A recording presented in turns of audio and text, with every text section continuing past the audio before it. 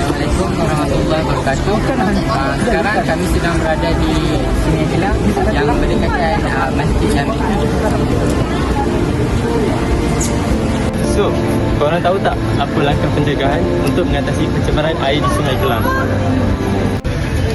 Langkah yang pertama, informasi dan juga kampeen.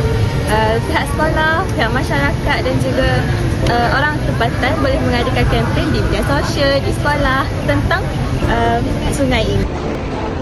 Seterusnya, langkah yang boleh dilakukan adalah mengadakan aktiviti gotong royong.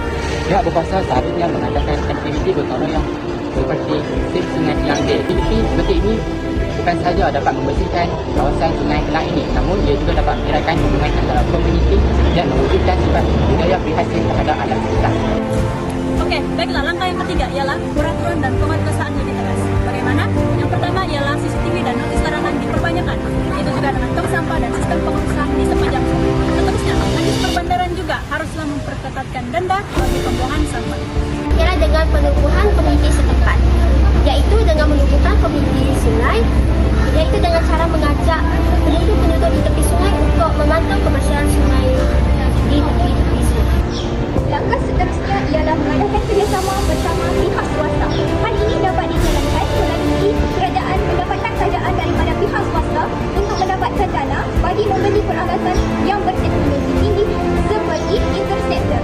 Hal ini bagi menghalang sampah-sampah yang mengalir di bahagian sungai ini untuk mengelakkan sampah daripada semakin berkumpul di Sungai Kelang ini. Okey, langkah yang seterusnya iaitu dengan penggunaan teknologi moden. Penggunaan teknologi moden memberikan peranan penting dalam memastikan kelestarian sungai, khususnya Sungai Kelang sentiasa terpelihara. Dengan menggunakan teknologi yang sistematik, proses pencegahan, pemantauan dan pembersihan sungai mampu dilakukan dengan giat dan lebih berkesan.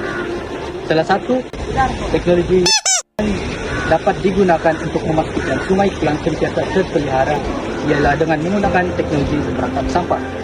Dengan menggunakan teknologi perangkap sampah, sampah-sampah yang mengalir di kawasan sungai mampu disekat dan dihalangi daripada mengalir di kawasan-kawasan yang tidak sepatutnya. Sebagai contoh, menggunakan perangkap sampah di kawasan-kawasan hilir agar sampah-sampah tidak mengalir ke kawasan-kawasan tersebut. Langkah yang ketiga, promosi gaya digital hijau.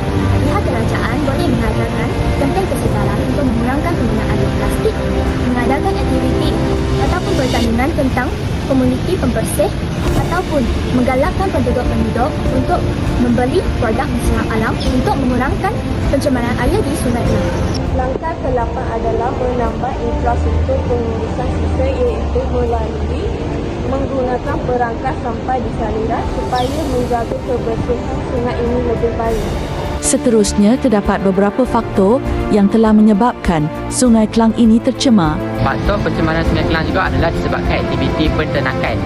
Sisa-sisa penternakan seperti makanan serta najis-najis haiwan dilepaskan secara terus ke dalam sungai. Hal ini menyebabkan kualiti air sungai tersebut terjejas.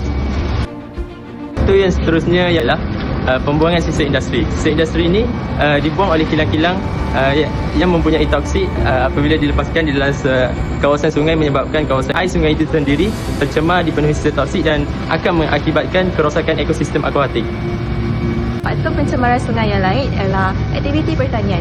Aktiviti pertanian seperti penggunaan baja dan racun serangga akan menyebabkan larian air permukaan tercemar dan mengalir ke arah sungai dan menyebabkan proses eutrofikasi, iaitu proses pertumbuhan alga secara berlebihan, menyebabkan air tercemar, menyebabkan kekurangan oksigen untuk hidupan laut dan juga menyebabkan sedimen terampai. Faktor yang seterusnya iaitu pembuangan sampah. Pembuangan sampah di kawasan sungai oleh penduduk-penduduk yang tinggal di berhampiran dengan Sungai Klang mampu menyebabkan pencemaran di sungai tersebut. Hal ini kerana sampah-sampah yang dibuang mengandungi bahan-bahan ataupun sisa-sisa kotoran. Dan ini menyebabkan sisa-sisa tersebut akan menyebabkan sungai tersebut tercemar. Okey, faktor yang terakhir ialah pembuangan sisa domestik.